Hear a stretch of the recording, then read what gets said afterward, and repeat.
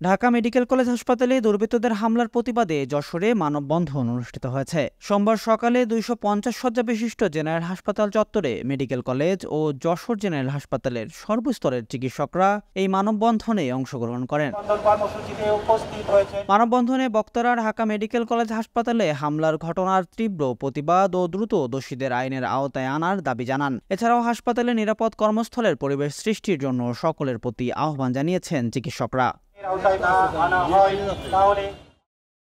আজ রাত 8টার মধ্যে তারা এই ঘটনার সাথে যারা জড়িত, যারা দুষ্কৃতকারী, তাদের সকলকে দৃশ্যমান আইনের আওতায় আনবেন।